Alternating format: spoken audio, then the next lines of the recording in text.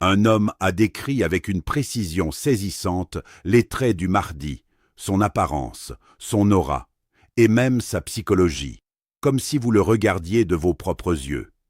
Mais au-delà de l'image, il y a une vision intérieure, une perception profonde, une compréhension de l'homme qui portera un rôle majeur dans les événements à venir. Si vous aimez ce type de contenu profond et spirituel, abonnez-vous dès maintenant à la chaîne Témoins d'Allah.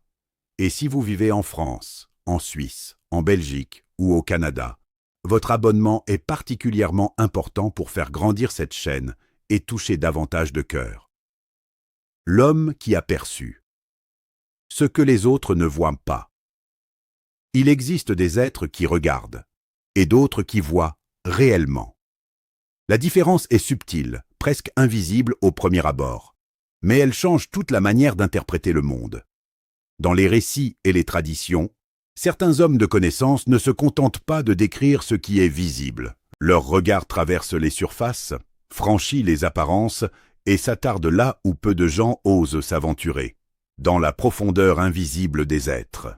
Cet homme, dont il est question ici, appartient à cette catégorie rare. Il ne parle pas comme quelqu'un qui rapporte une simple observation.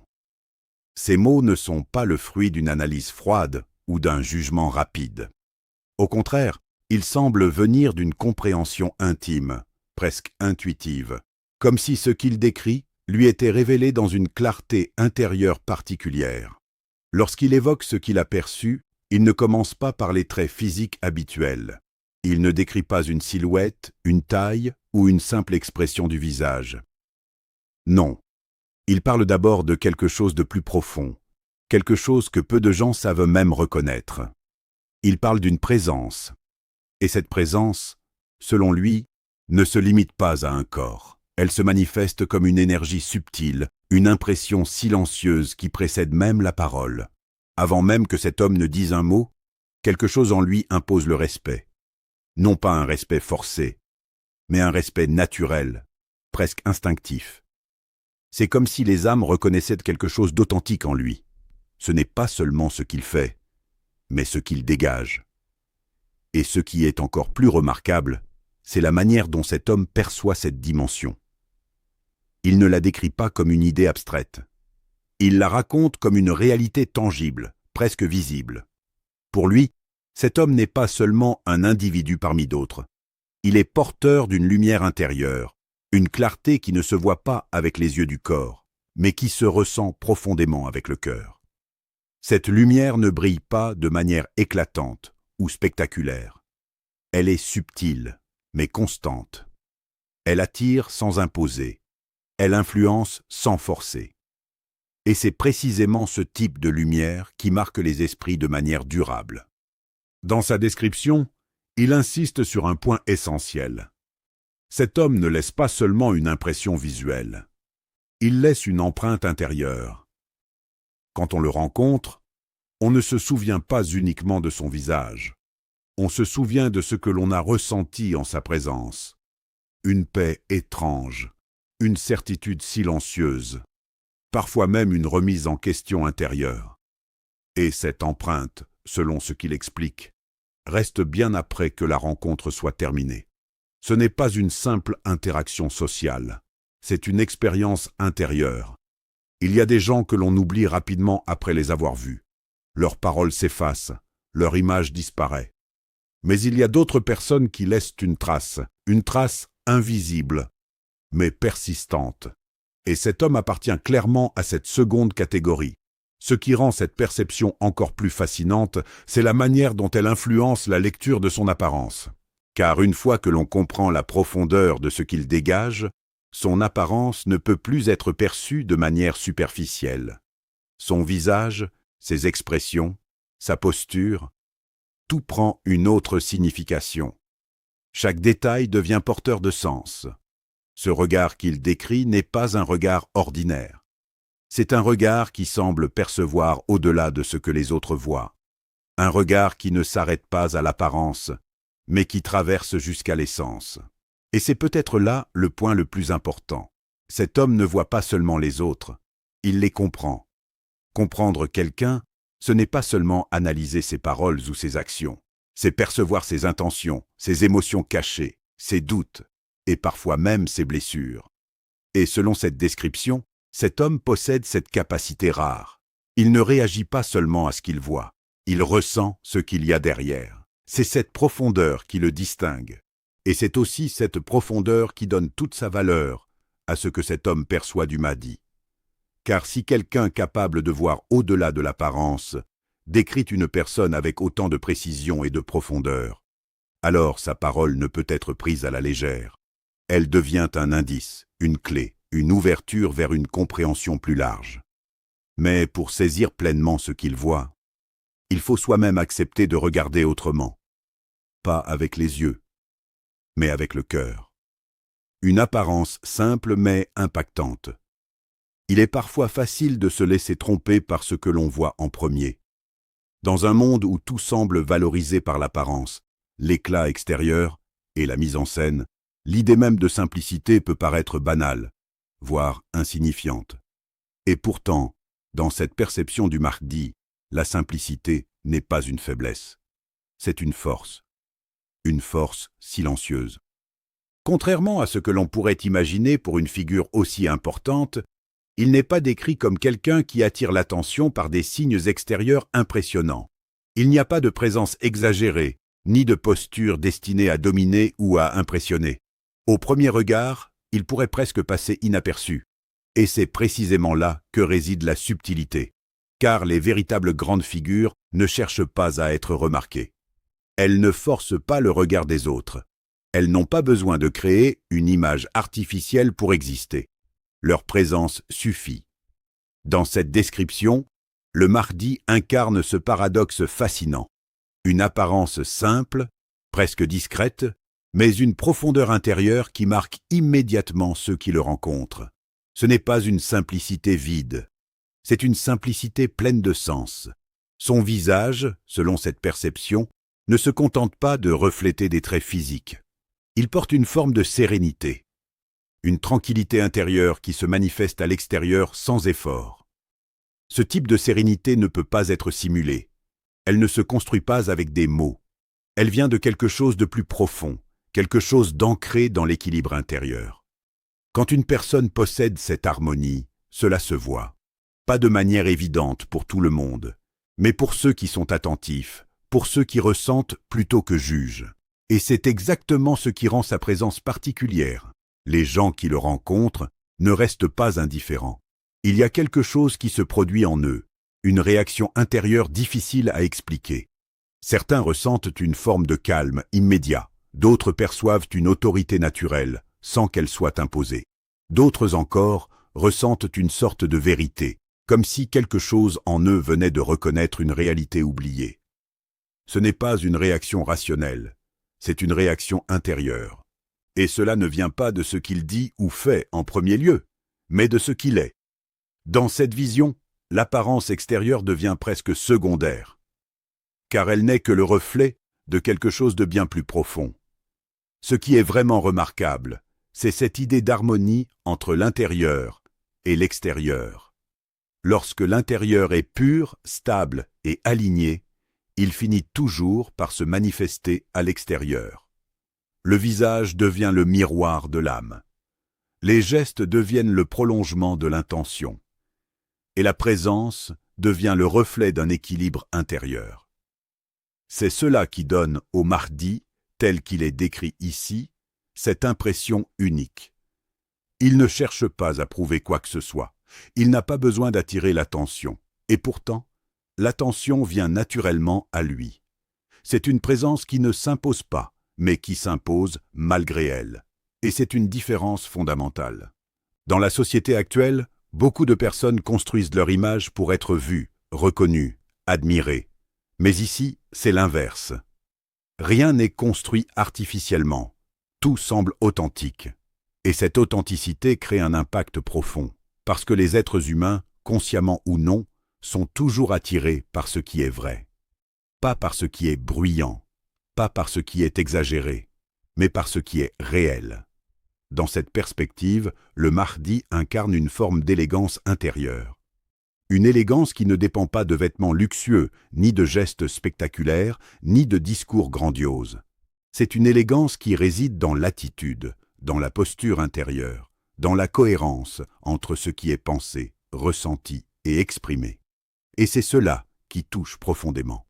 Car au fond, ce que les gens cherchent réellement, ce n'est pas quelqu'un qui impressionne, mais quelqu'un qui inspire confiance, quelqu'un qui ne cache rien derrière une façade, quelqu'un qui est aligné. Et dans cette description, c'est exactement ce que l'on retrouve. Un homme simple, mais profondément impactant. Un homme dont la simplicité n'enlève rien à sa grandeur. Au contraire, elle la révèle.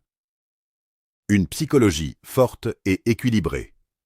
Ce qui distingue réellement un homme, au-delà de son apparence ou de son discours, c'est la structure invisible de son esprit. C'est dans les moments de tension, de pression et d'incertitude que la véritable nature d'une personne se révèle.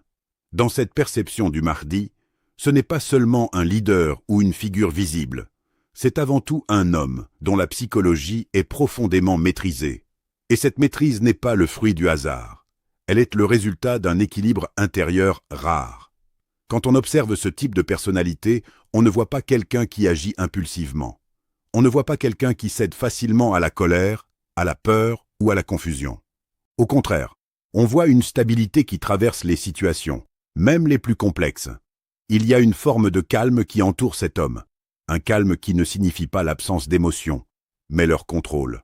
Car ressentir des émotions est humain, mais savoir les canaliser, les comprendre et les utiliser de manière juste, c'est là que réside la force. Le Mahdi, tel qu'il est décrit ici, semble incarner cette capacité exceptionnelle. Il ne laisse pas les émotions décider à sa place. Il ne se laisse pas emporter par l'urgence du moment. Au contraire, il prend le temps, il observe, il comprend, puis il agit. Et cette manière d'agir change tout.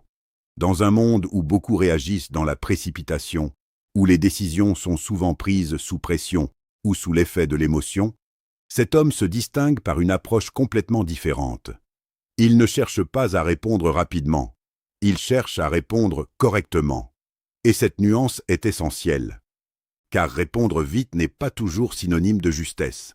Mais répondre avec sagesse, cela demande de la profondeur. Dans cette description, on perçoit un homme qui possède une patience remarquable, une patience qui ne ressemble pas à de la passivité.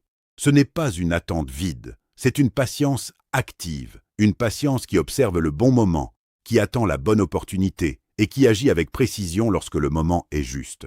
C'est le type de patience qui permet d'éviter les erreurs inutiles. C'est le type de patience qui transforme une simple action en une décision stratégique. Mais cette patience ne le rend pas faible. Au contraire, elle est combinée à une détermination forte, solide, presque inébranlable.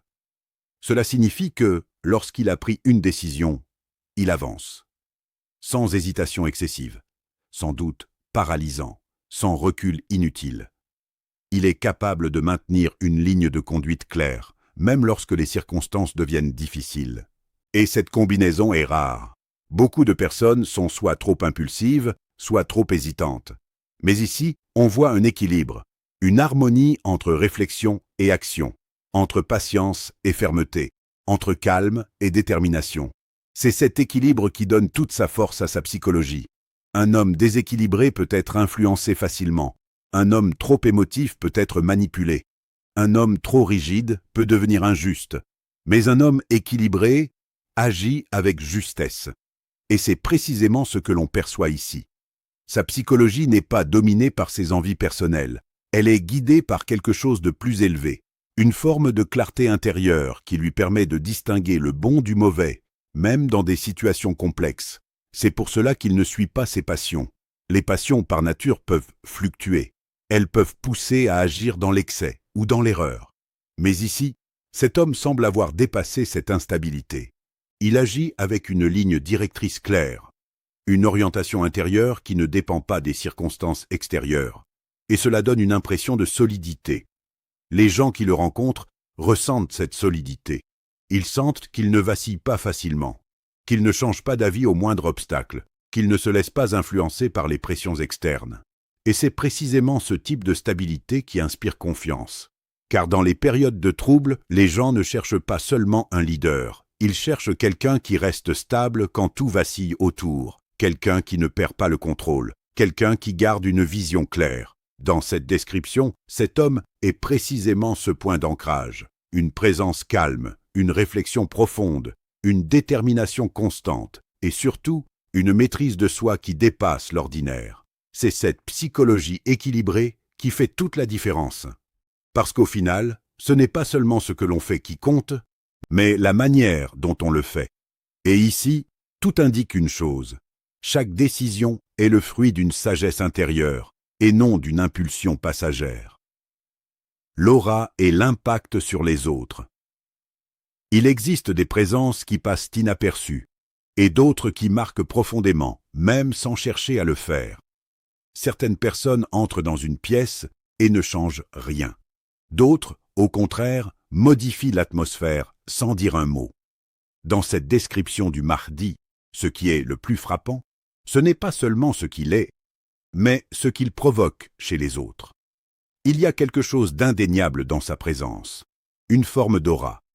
Et cette aura ne repose pas sur le pouvoir visible, ni sur une autorité imposée. Elle ne dépend ni du statut social, ni des richesses, ni de l'influence matérielle. Elle vient d'ailleurs. Elle vient de l'intérieur. Quand cet homme parle, il se produit un phénomène particulier. Les cœurs se calment. Cela signifie que ces paroles ne sont pas perçues comme une simple transmission d'informations. Elles ne créent pas de tension, ni de confusion. Au contraire, elles apaisent. C'est comme si chaque mot portait en lui une intention pure, une sincérité profonde qui touche directement les cœurs. Dans un monde où les paroles peuvent souvent diviser, provoquer ou créer de l'anxiété, cette capacité à calmer les cœurs est extrêmement rare. Cela ne vient pas seulement du contenu de ce qu'il dit, mais de la manière dont il le dit, et surtout de ce qu'il est. Car les paroles d'une personne ne sont jamais totalement séparées de son état intérieur. Lorsqu'une personne est alignée, lorsqu'elle est en paix intérieurement, cela se ressent dans sa façon de parler. Et ici, cette paix semble être une constante. Mais son impact ne s'arrête pas à la parole. Lorsqu'il agit, les gens ressentent une justice naturelle. Cela signifie que ses actions ne sont pas perçues comme arbitraires ou injustes. Elles semblent évidentes, presque instinctivement justes. Les gens n'ont pas besoin d'expliquer pourquoi ces décisions sont bonnes, ils le ressentent. Et cela est essentiel.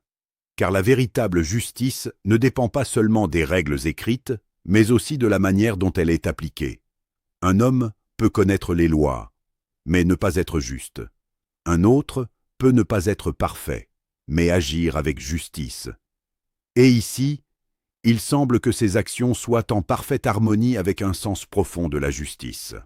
Mais ce qui est encore plus remarquable, c'est qu'il ne force pas l'obéissance. Il ne cherche pas à imposer sa volonté par la contrainte. Il n'utilise pas la peur comme outil. Il n'impose pas son autorité par la domination. Et pourtant, les gens le suivent. Pourquoi? Parce qu'il inspire la confiance. Et la confiance est une forme de pouvoir bien plus forte que la contrainte. Car une personne qui obéit par peur peut se rebeller dès que la pression disparaît. Mais une personne qui fait confiance suit volontairement, avec conviction, avec sincérité. Et cette différence change tout. Dans cette description, cet homme ne contrôle pas les gens. Il les élève. Il ne les écrase pas sous son autorité. Il les attire vers quelque chose de meilleur. Et cela se ressent profondément. Certains individus, en sa présence, ressentent même une transformation intérieure, comme si quelque chose en eux se réveillait. Une sensation difficile à décrire, mais puissante. Cela peut être une prise de conscience, une remise en question, ou même une reconnexion avec quelque chose de spirituel qu'ils avaient oublié. C'est comme si sa présence agissait comme un miroir qui ne montre pas seulement le visage, mais aussi l'état intérieur. Et face à ce miroir, certaines personnes se voient réellement pour la première fois, pas comme elles veulent être, mais comme elles sont. Et cette prise de conscience peut être profondément bouleversante, car elle pousse à réfléchir, à se remettre en question, à changer. Ce type d'impact ne peut pas être simulé, Il ne peut pas être construit artificiellement. Il ne dépend pas des apparences extérieures. Il vient d'une authenticité profonde. C'est pour cela que l'on dit que certaines personnes sont simplement vues, alors que d'autres sont réellement ressenties.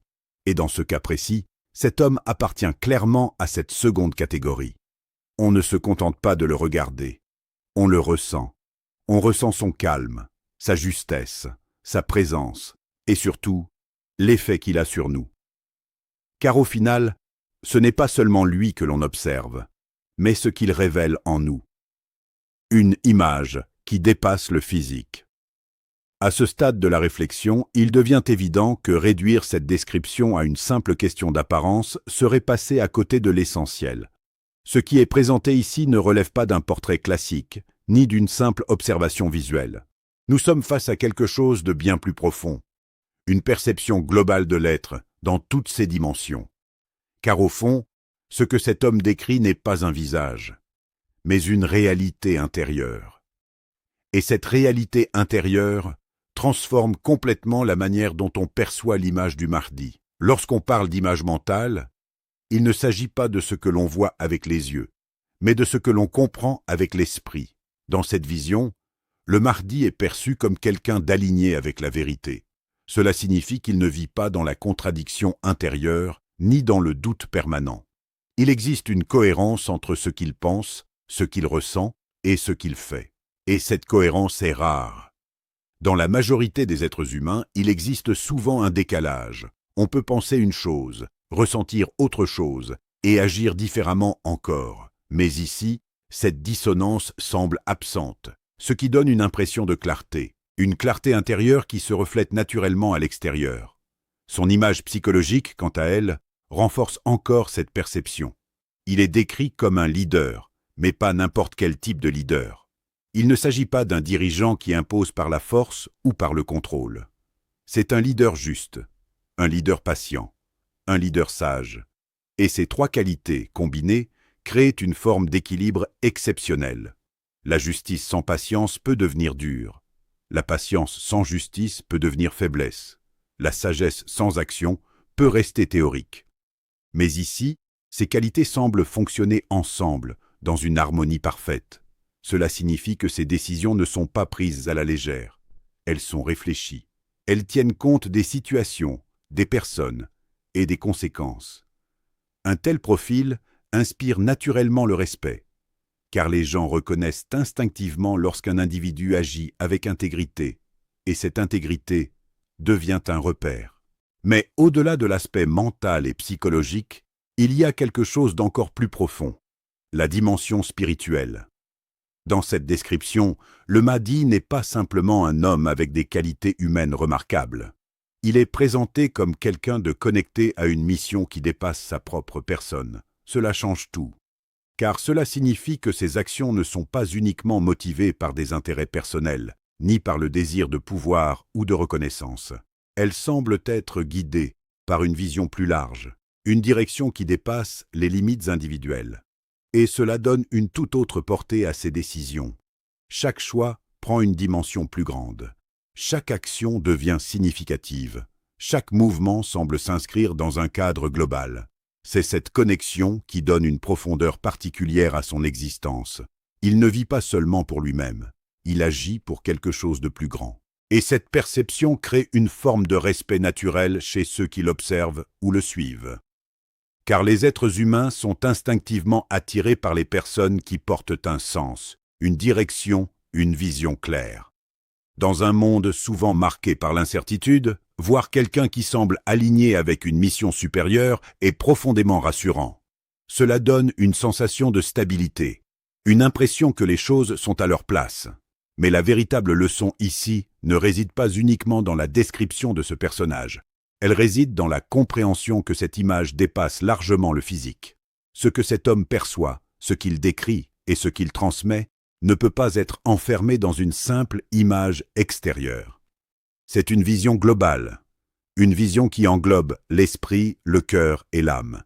Et cette vision nous pousse à réfléchir, car au final, la question n'est pas seulement de savoir à quoi ressemble cet homme, mais de comprendre ce qu'il représente réellement, ce qu'il incarne. car une personne peut être reconnue pour son apparence. Mais elle est véritablement marquante pour ce qu'elle dégage, pour ce qu'elle inspire, pour ce qu'elle révèle chez les autres. Et dans cette perspective, le Mahdi n'est pas seulement un individu. Il devient un symbole, un repère, une image vivante d'un équilibre intérieur rare. Et c'est cela qui dépasse le physique. C'est cela qui touche profondément. Et c'est cela qui reste. Ce que vous venez d'entendre n'est pas une simple description. C'est un rappel que la vraie grandeur ne se voit pas toujours dans l'apparence, mais dans la profondeur du cœur et la justesse des actions.